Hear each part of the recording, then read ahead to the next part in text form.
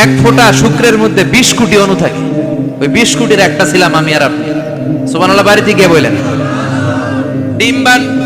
ডিম্বাণু আমরা ছিলাম না, আমরা ছিলাম ডিম্বাণু। ডিম্বের এই ডিম্বাণু আর শুক্রাণু দুইটা মিলে আল্লাহ আমাদেরকে বানায় ফেললেন জাইগট, সেখান থেকে এমব্রয়ো, তারপরে আস্তে আস্তে ইনিশিয়াল স্টেজগুলো শেষে একটার পর একটা স্টেজ পার করে তিনি আমাদেরকে বানালেন আলাকা, সেখান থেকে মুদগা, আমাদের দেহের ভেতরে তিনি স্কেলিটন ভরে দিলেন, কঙ্কাল, মাথার স্কাল দিলেন, খুলি দিলেন, নাক কান গলা দিলেন, আমার রেসপিরেটরি সিস্টেম চালু করে দিলেন। কত ছোট ছিলাম আমি, ক্ষুদ্র ছিলাম আমি। ফালয়ানজুরিল ইনসানু মিম্মা খুলিকা মিম্মা দাফিক। মানুষের উচিত তার সৃষ্টি প্রক্রিয়ার দিকে নজর করে তাকানো। বাবার পিঠ থেকে সবেগে নির্গত হওয়া পানি দিয়ে মায়ের পেটে তোমারে ঢুকায় দিল কে? নাপাক পানি থেকে ছোট্ট ব্যাঙ্গাচির মতো ছিলাম, জোকের মতো মায়ের জরায়ুর দেয়ালে লেগেছিলাম। সেখান থেকে বড় করতে করতে আমার রেসপিরেটরি সিস্টেম, আমার হেয়ারিং সিস্টেম, আমার সব সিস্টেমগুলো তিনি আমার দেহের ভিতরে সেট করে দিল। চিল্লায় কোন সুবহানাল্লাহ। 120 দিনের সার্টেন পিরিয়ড শেষে তিনি দেহের ভিতরে রুহের ফুৎকার দিলেন। দেয়া মাত্রই আমার রুহুতে ধপ ধপ ধপ শুরু হয়ে গেছে। ওই যে ধপ ধপ শুরু হয়েছে আজও থামে নাই। এই ধপ ধপ থামলে বাঁচবেন, দম ফুরাইলে আমরা ঠুস হয়ে যাবো, ঠিক কিনা? আয় রে মানুষ রঙিন ফানুষ, দম ফুরাইলে তবু তো ভাই কারোরই নাই একটুখানি। আয় রে মানুষ রঙিন ফানুষ, রঙিন ফানুষ, আয় রে মানুষ। সুবহানাল্লাহ বলেন। সে আল্লাহ বললেন, গোলাম, জীবন আর মরণের মাঝখানে আমি তৈরি করেছি রুহু।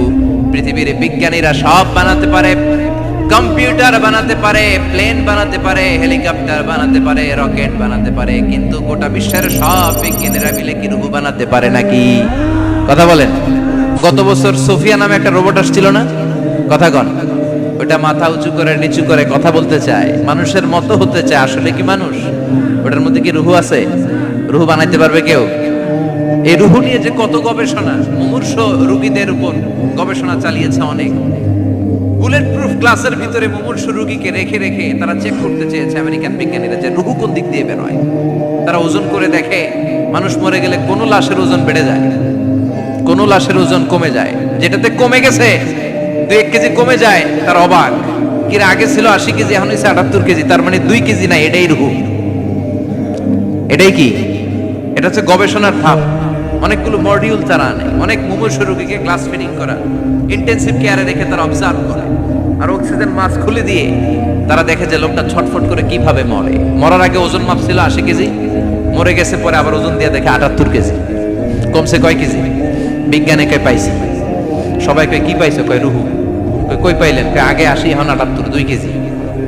রুহুর ওজন কয় কেজি? তো বিজ্ঞানীদের সিস্টেম হচ্ছে যে কোনো একটা বিষয়ের উপর গবেষণা চালালে তারা পূর্ণাঙ্গ ডিসিশনে পৌঁছতে পারে না। They couldn't jump to the final conclusion just on one module, based on one module they cannot do it. তাদের অনেকগুলো মডিউল আনতাম, তারা আবার নমুনা আনলো আরেকটা। মুমূর্ষ রোগী, অক্সিজেন চেম্বার লাগানো, মাস্ক লাগানো, এটা খুলে ফেললে মরে যাবে। বুলেট প্রুফ করা গ্লাসের ভিতরে ঢুকিয়ে এটার ওজন মাপ, এটার ওজন 60 কেজি। এবার মাস্ক খোল, মাস্ক খুলছে ছটফট ছটফট করে, এটা শেষ। এবার মাপ দেখ, এবার মাইপা দেয়া গেছে 63 কেজি। কয় কেজি বাড়ছে? এক একটার এক এক সিস্টেম হয়েছে, কোনোটা কমে, কোনোটা বাড়ে, কোনোটা কিচ্ছু হয় না।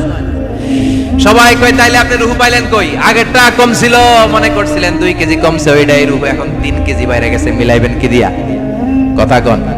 আল্লাহ ডেকে বলে, গোলাম, কিয়ামত পর্যন্ত একটার পর একটা মুমূর্ষ রোগীকে বুলেট প্রুফ গ্লাসের ভেতরে ঢুকাতে পারবি, গবেষণা করতে পারবি, মাগার রুহু খুঁজে পাবি না। চিল্লায় বলেন ঠিক কিনা?